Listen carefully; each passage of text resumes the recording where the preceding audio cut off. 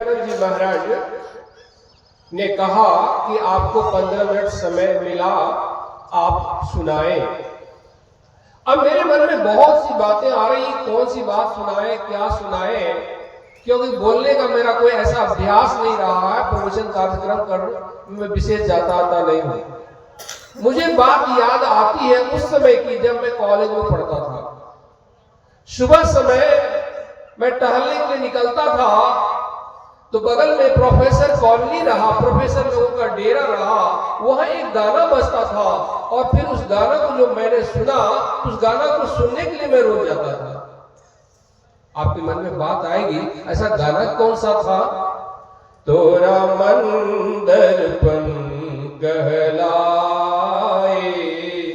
तोरा मन दर्पण कहलाए, भले बुरे सारे कर्मों को देखे और दिखाए, तोरा मन दर्पण कहलाए, तोरा मन दर्पण कहलाए। आईना, जिसे मिरर बोलते हैं, दर्पण बोलते हैं, आप उसके सामने खड़े हो जाएं, आपका नाक चिपटा है तो चिपटा दिखाई पड़ेगा, आपके चेहरे पर कोई दाग है तो दाग दिखाई पड़ेगा।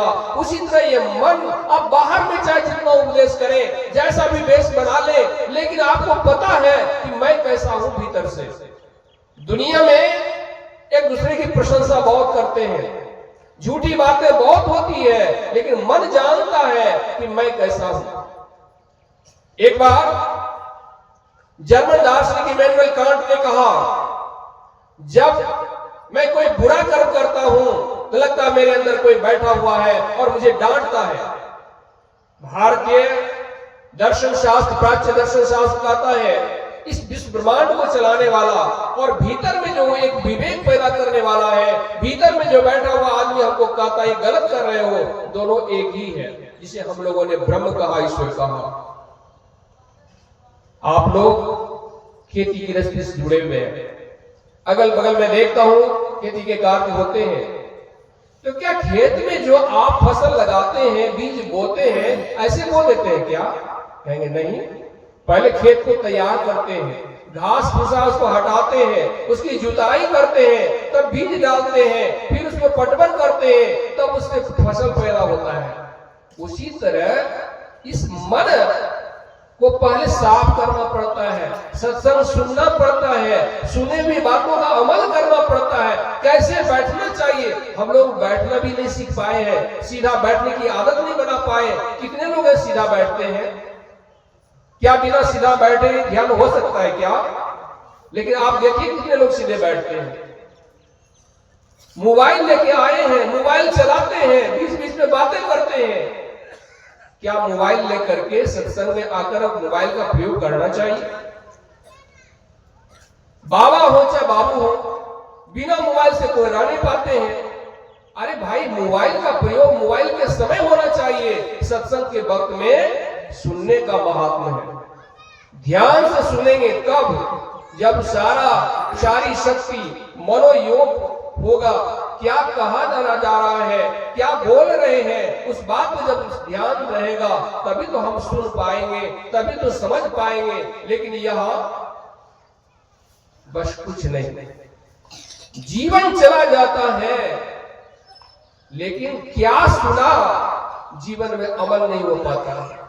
क्या रोज हम लोग नहीं गाते, सब प्यारा परिवार और संपत्ति नहीं भावे, सब प्यारा परिवार और संपत्ति नहीं भावे? क्या बुढ़ापे में संपत्ति प्यारी नहीं लगती है? परिवार के लोग याद नहीं आते हैं क्या? देहावसान समये चित्ते यद्यद्विभावे तत्तदेव भवेज जीव इत्येव जन्म कारणम। मरने समय चित्त में जैसी भावना जीव करता है, वही होता है ये जन्म का कारण है। इस देश का नाम पहले आर्यावर्त था, भारतवर्ष नहीं था। एक चक्रवर्ती सम्राट हुए भरत।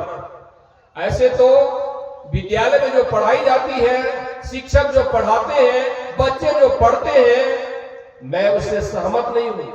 इसलिए भागवत पुराण में लिखा हुआ है, वो भरत न तो राम के भाई थे, वो भरत न तो विश्वामित्र का नाती था। यद्यपि विश्वामित्र का नाती भरत शकुंतला का पुत्र, दुष्यंत का पुत्र, बहुत तेजस्वी था। हम लोगों को कोई कहे कुत्ते के बच्चे को भी पकड़ के दांत गिरना असंभव लगता है, और भरत शेर के बच्चे को पकड़ के दांत गिरते थे। शेरनी गुर्राती थी, सामने की हिम्मत नहीं कर पाती थी। लेकिन यही वर्णन है संस्कृत विद्यालय में संभवतः चतुर्थ वर्ग में मैंने देखा। लेकिन भागवत पुराण में लिखा हुआ है, वो भरत भगवान ऋषभदेव जी महाराज के पुत्र थे। जैन धर्म के तीर्थंकर भगवान ऋषभदेव जी महाराज, जैसे सिख धर्म के प्रथम गुरु कौन हुए? गुरु नानक देव जी महाराज।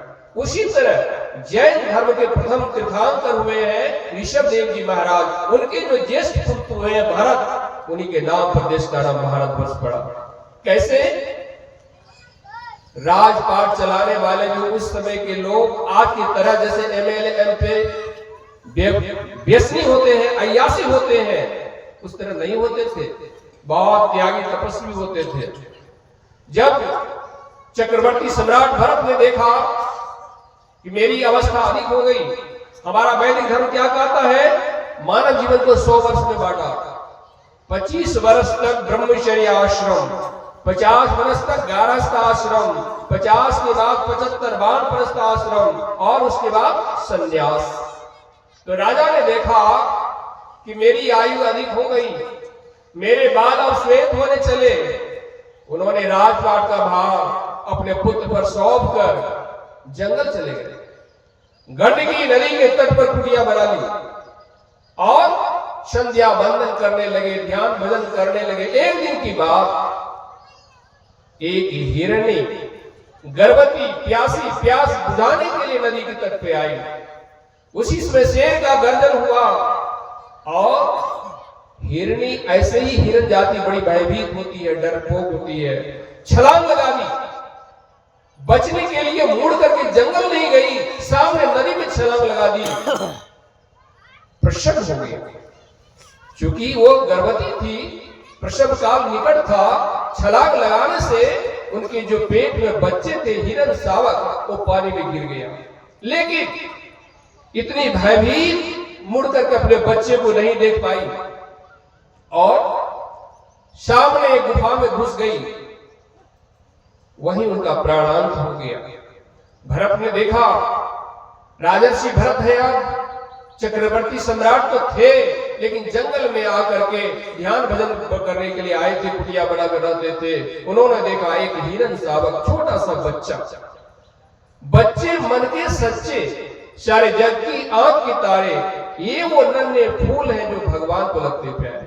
सबको अच्छा लगता है बच्चा। घर का बूढ़ा आदमी, दादा मांगेगा पानी, दादी मांगेगे पानी, बच्चा उधर से उधर चल जाएगा। लेकिन दूसरे के भी बच्चे यदि सुंदर है तो लोग उसको देखने आते हैं, खिलाने आते हैं। जब देखा भरत ने उस हिरन शावक को, तो उनसे नहीं रहा गया। उनको लगा कि मैं थोड़ी भी देर करूंगा, हो सकता कोई जंगली जीव इनको आके खा जाएगा।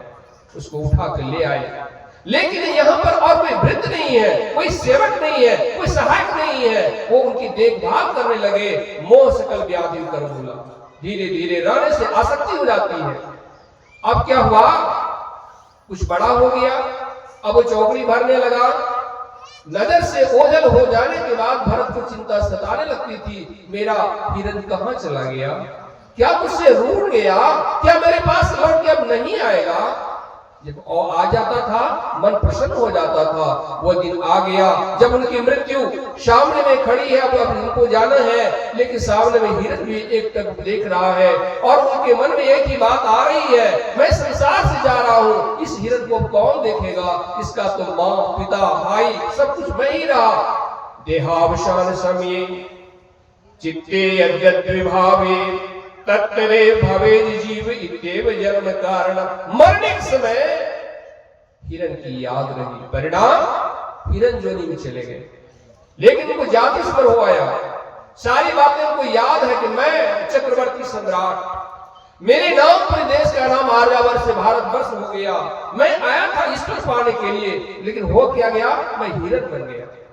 हिरण को पता है कितना पश्चाताप होता होगा। हम लोगों को कुछ पता ही नहीं कि पहले क्या थे, इसलिए वो हिरण अपने जाति झुंड में नहीं चलते थे। जहां ऋषि मुनि महात्मा रहते थे उनका दर्शन करते थे, कहते सूखे सूखे पत्ते खाते थे जिससे मेरा ये शरीर जल्दी समाप्त हो जाए। और जब वो शरीर छूट गया, फिर वो जो हुए हैं महाज्ञानी जड़भरत जी महाराज हुए, जिन्होंने राजा रघुवन को उपदेश किया है। बचपन से वो भीतर से ज्ञानी थे, बाहर से बहरे थे, गूंगे थे। जो बहरा होता वही गूंगा होता है, पागल की तरह रहते थे, कुछ बोलते ही नहीं थे। लेकिन बच्चा कुछ भी रहे, माँ को प्यारा होता है, पिता को प्यारा होता है। माँ गुजर गई, पिता गुजर गए, अब तो भाई भाभी का जमाना आ गया। भाभी लोगों ने कहा ये खाकर मोटा हो गया है, कुछ काम नहीं करता है, इसको एक कुटिया बना दीजिए, खेत की रखवाली करेगा। वह कुटिया बनाकर उनको भेज दिया। एक दिन राजा रघुवन पालकी पर सवार होकर जा रहे थे, उसी में एक पालकी ढोने वाला बीमार पड़ गया। तो उनके सरदार ने देखा एक आदमी बैठा हुआ जवान है, चलो राजा की सवारी थोड़ा कंधा लगाओ, लगा दिया, लग गया। लेकिन ये भीतर से ज्ञानी थे, नीचे देखते थे कोई जीव जंतु मेरे पैरों के नीचे न आ जाए। तो कभी जहां देखा जीव जंतु हट जाते, कहीं उछल जाते थे। राजा को कष्ट होने लगा, राजा ने फटकारना शुरू किया और लोग डर गए। महाराज हम लोग जैसे चलते थे वैसे ही चलते हैं, ये जो नया आया है ना ये ठीक से नहीं चलता, ये उछलता है, कभी इधर होता है। बहुत फटकारने के बाद जड़भरत ने कहा मैं औरों की तरह नहीं चलता हूं, मैं जमीन पर नजर रखता हूं, मैं देखता हूं कोई जीव जंतु मेरे पैरों से ना दब जाए। राजा का होश ठिकाने आ गया, अरे किनको लगा दिया, उतारो मैं। और हाथ जोड़ के मांगने लगी, क्षमा महाराज आप कौन हैं, कहीं अद्भुत वेश में आप जो है दत्तात्रेय जी महाराज तो नहीं है क्या करोगे जानकर, तुम चले हो महर्षि कपिल के पास ज्ञान पाने के लिए ना। मैं कहता हूं जब तक तुम संतों की चरण धूलि से अपने को नहलाओगे नहीं, कहीं भी जाओगे तुम्हें ज्ञान प्राप्त नहीं होगी। कुछ बात बाबा साईं स्वामी जी महाराज कहते थे, मैं उनके साथ रहा, मैंने बहुत बात सुना। वो कहते थे मान बढ़ाई जब से आई तब से किस्मत फूटी, स्वामी स्वामी होने लगी लगन राम से छूटी। तो आज क्या है, 97% 97% आदमी झूठी बड़ाई करते हैं, झूठी बात सुनना पसंद करते हैं। सत्यम ब्रियात प्रियम ब्रियात ना ब्रियात सत्य प्रेम।